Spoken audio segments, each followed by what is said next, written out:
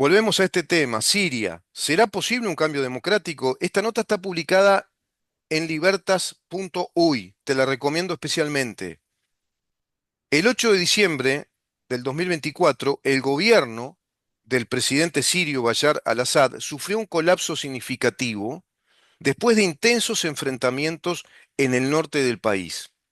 La oposición armada, liderada por el grupo Hayat Tahrir al-Sham, no te vas a acordar nunca este nombre, yo tampoco, Hayat Tahrir al-Sham, respaldada por facciones aliadas de Turquía, Turquía también, que tuvo serios inconvenientes con Rusia, que no dejó pasar tanques, impidió que por su espacio aéreo también pasara la aeronáutica militar rusa, es decir, el turco no quiere saber nada con el ruso.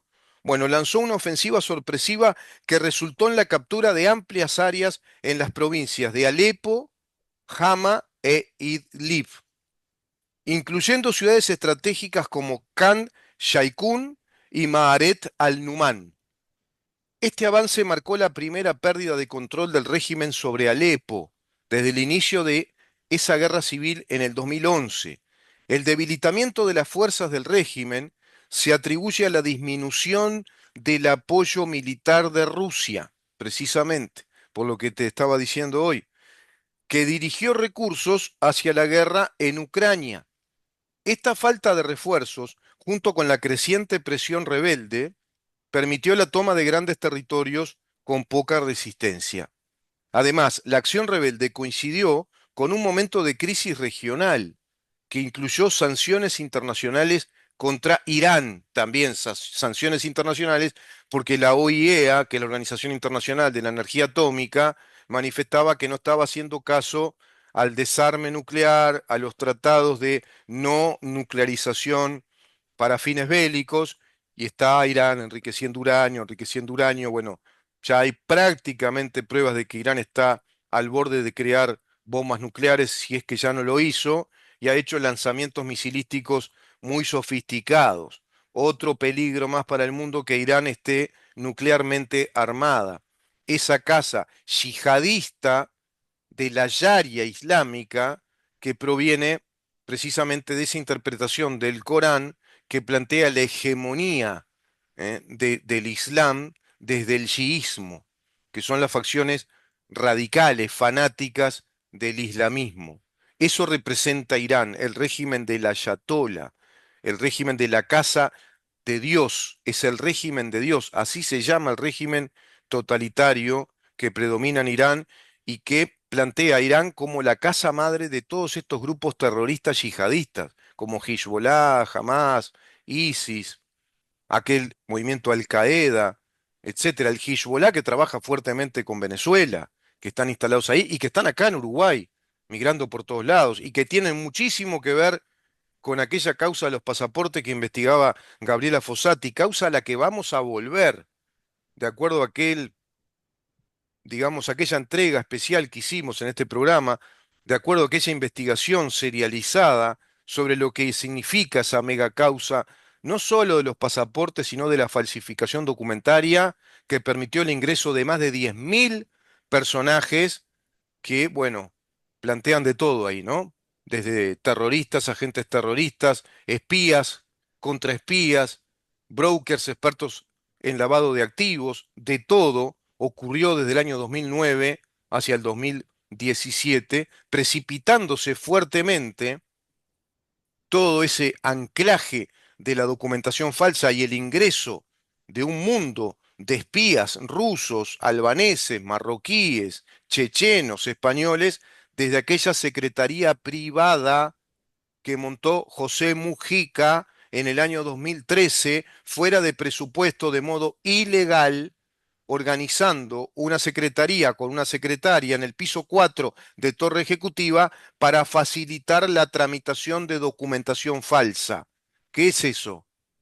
Si no es una organización para delinquir contra la fe pública del Estado uruguayo. Pero esa causa, que tenía como titular especializada en la Fiscalía de Flagrancia, era Gabriela Fossati, quien fue sacada de esa causa de modo ilegal, absolutamente ilegal, a través de un acto administrativo con desviación de poder aplicado por el ex fiscal Juan Gómez, ante lo cual el presidente actual de la República no hizo nada, pudiendo aplicar el artículo 197 de la Constitución de la República. Bueno, todo esto, viste que está todo enlazado, ¿no? Todo está enlazado, todo tiene que ver. En Rapsur, ¿se acuerdan de Rapsur, el avión que Sandra Lasso gritaba, quizá la futura ministra de Defensa, que pobrecitos, ¿por qué no los dejaron aterrizar? Tenía agentes terroristas Hezbollah, agentes terroristas del Ayatollah, del régimen de los agentes Quds de Irán, que participaron directamente en la organización y en la logística del atentado a la AMIA, causa abierta ahora por la Suprema Corte de Justicia de Argentina contra Cristina Fernández. Contra Cristina Fernández. La causa que llevó a la muerte al fiscal Nisman. Ese avión quedó capturado, secuestrado y fue enviado, deportado hacia los Estados Unidos. Agentes terroristas Quds iraníes, agentes Hezbollah con agentes terroristas venezolanos del régimen totalitario, del cártel, del narcoestado marxista, del socialismo comunista de Diosdado Cabello y el cártel de los Soles, que tiene como títere a Maduro, como el títere figurante de un régimen totalitario. Las fuerzas gubernamentales han intentado reorganizarse en áreas como la provincia de Hama o Hama, pero no aman a nadie, por supuesto, pero enfrentan desafíos logísticos y militares significativos. Mientras tanto, la comunidad internacional observa con preocupación el resurgimiento de una guerra civil activa y los posibles impactos humanitarios de este cambio de poder. La caída del régimen sirio de Bashar al-Assad, todo esto está en esta nota que te estoy leyendo ahora mismo de libertas.ui. Ingresá a libertas.ui, es una nota muy extensa, es un artículo de análisis que bien vale la pena seguir. La caída del régimen sirio de Bashar al-Assad el 8 de diciembre del 2024 representa un giro crítico en la prolongada guerra civil de Siria, con implicaciones políticas, militares, humanitarias y geoestratégicas. Aquí se detalla un análisis amplio de los diversos aspectos involucrados. ¿Qué dirá el Frente Amplio de todo esto?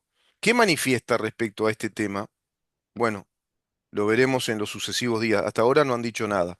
El colapso se dio tras una ofensiva coordinada por grupos rebeldes, principalmente Hayat Tahrir al-Sham, HTS es la sigla, que previamente dominaba Idlib. Está lleno de grupos, que son grupos rebeldes, grupos terroristas. Hay que investigar ahora todo esto más a fondo. Está todo esto investigado en este artículo y otros artículos publicados en libertas.uy. La pérdida del control de Alepo y otras áreas clave marca un momento histórico, ya que Alepo había sido un bastión estratégico del régimen de Bashar al-Assad, recuperado en el año 2016 gracias al apoyo de quienes o de qué países, de Rusia y de Irán. Exacto, Ramón. Exactamente, Ramón Villa está siguiendo con mucha atención todo esto. Rusia e Irán apoyaron a este tremendo dictador sirio, un fundamentalista también, como lo es Bashar al-Assad, que ahora está donde, bueno, dicen las agencias de prensa que está refugiado en Moscú, precisamente. ¿Vieron cómo están todas las coordenadas? Se van dando siempre los mismos signos. La retirada rusa, debido a su enfoque en Ucrania, fue un factor clave en la vulnerabilidad del régimen sirio. Las sanciones internacionales y la creciente presión sobre Irán también limitaron el respaldo externo al gobierno de Assad. Claro, Irán muy sancionada con el petróleo, gravemente sancionada, muy minimizada la exportación petrolera de Irán, que vive de eso, por lo tanto, bajan sus recursos económicos y a su vez Irán enfrentando otras situaciones internacionales. La ofensiva rebelde tuvo un éxito notable debido a la limitada capacidad de respuesta del ejército sirio, que se replegó a áreas como Hama para consolidar sus fuerzas. Este repliegue subraya las deficiencias logísticas y estratégicas del régimen, exacerbadas por años de desgaste militar y económico. Murieron durante esta guerra civil cientos y cientos de miles de civiles en Siria y miles de presos bajo cámaras de tortura, bajo el régimen despiadado de Bashar al-Assad. Repercusiones humanitarias, punto 2 de este artículo. Punto 3, la dimensión internacional que tiene todo esto. Por ejemplo, la pérdida de control por parte de Assad redefine las dinámicas geopolíticas en Medio Oriente. Ahora también fortaleció todas esas fronteras y Israel tomando, por ejemplo, determinadas zonas, porque esto implica el peligro de que de la filtración de distintos grupos terroristas o grupos rebeldes que puedan aprovechar la situación caótica que se está planteando en Siria para migrar hacia los territorios que conducen a Israel. Rusia, aunque mantuvo bombardeos esporádicos, redujo significativamente su presencia en Siria, debilitando el régimen. Claro, Rusia está desgastada con esta guerra a Ucrania, está desgastada con la guerra económica. ¿Se fueron cuántas empresas? La mayor cantidad de empresas occidentales que estaban en Rusia se fueron. Volvieron algunas, pero son las menos. Se fueron. Rusia está bloqueada por el sistema internacional de la llave electrónica SWIFT. No puede hacer negocios libremente. No está desbloqueada del todo. Se desbloquearon algunos aspectos de su economía, no toda su economía. Está gastando muchísimo en esta guerra con Ucrania. Tiene que cuidar una frontera gigantesca porque Rusia está peleada con todo el mundo. Turquía desempeñó un papel crucial respaldando a los rebeldes, proporcionando apoyo logístico y táctico. La ofensiva rebelde refleja un cambio estratégico regional donde los actores no estatales, mirá el lío que se arma acá, juegan un papel más destacado. Está en una situación parecida a la de la Franja de Gaza ahora. Ahora Siria es un país que no tiene gobierno, hay distintas facciones, distintos grupos. Israel reforzó su presencia militar en los altos del Golán en respuesta al colapso del régimen de Bashar al-Assad, anticipando un posible aumento de la actividad de grupos armados en la región. Claro, esta situación caótica es la que más les sirve a los grupos terroristas. Las situaciones anárquicas, caóticas, cuando los países quedan acéfalos en sus gobiernos, son los momentos cruciales en los que hay que estar muy atentos. 4. Implicaciones a largo plazo. Reanudación de la guerra civil. Claro, esto va a plantear una vez más que de distintas facciones, con distintas visiones de país, con distintos modelos, no van a ir a las urnas, ¿viste? Como todavía hacemos acá, como todavía. Esperemos que Frente Amplio en este periodo se comporte como un gobierno democrático y nos permita de acá a 5 años volver a las urnas. Pero en este caso, en Siria, se va a dar una guerra civil. La inestabilidad actual podría reavivar enfrentamientos prolongados entre las facciones rebeldes y grupos extremistas que buscarían llenar el vacío del poder. La gobernanza por régimen, la falta de un liderazgo, no hay líderes en Siria, falta un liderazgo cohesivo, es decir, que dé unidad y acción de unidad a ese país, cohesión, que una a todas las partes. Entre los rebeldes, bueno, plantea dudas sobre la capacidad de establecer un gobierno funcional que sustituya al de Assad. Además, un gobierno funcional que cuente con el reconocimiento internacional, y valga la rima, reconstrucción y ayuda internacional, claro. Se necesitarán esfuerzos coordinados para abordar la reconstrucción de Siria y mitigar la crisis humanitaria. Sin embargo, las divisiones políticas entre las potencias mundiales complican la posibilidad de un acuerdo sostenible, por lo que te estaba diciendo antes. Todas estas problemáticas internacionales, la división de las potencias mundiales, toda esta situación geopolítica de tensión, de calentamiento de una guerra fría, perjudican una situación de, digamos, de solución o perjudican la solución adecuada para esta situación de Siria, mejor dicho. Perjudican muchísimo la posibilidad más real, efectiva, de una solución rápida para la situación de Siria, de acuerdo a las potencias mundiales organizadas en esa ya desorganizada ONU, en esa organización de las Naciones Unidas, que de Naciones Unidas ya no tienen nada, sino que hay naciones en enfrentamiento, naciones en tensión bélica, naciones poderosas del mundo que han calentado la Guerra Fría. y por otra parte, estos grupos terroristas ahora tomando esa Siria muy dividida, acéfala, sin un gobierno, digamos, que le dé unidad al país y sin un gobierno funcional. ¿Qué va a pasar en esa región de Medio Oriente, donde a su vez está comprometida también, digamos, la causa israelí y está comprometido el futuro de nuestra civilización occidental, porque si acaso Israel tuviera muy complicada su situación como Estado soberano independiente, bueno, esa barrera de contención se rompería y los ejércitos, la miríada de ejércitos terroristas, de grupos rebeldes, yihadistas, irían paulatinamente migrando, no solo en ese oriente cercano, sino también hacia Occidente. La situación está realmente complicada.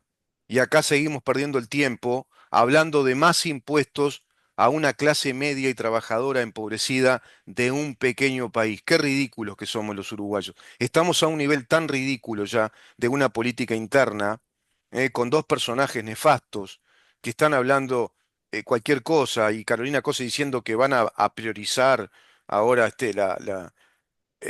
la represa de Casupá, no sé, vuelve con el sueño aquel de Tabaré Vázquez que no lo hicieron porque le dieron guita a Carolina Cose para que hiciera el Antel Arena. Todo muy absurdo, muy berreta en lo que refiere a la política interna uruguaya. Nos vemos mañana para seguir viendo y preguntando precisamente en dónde estamos. Chau.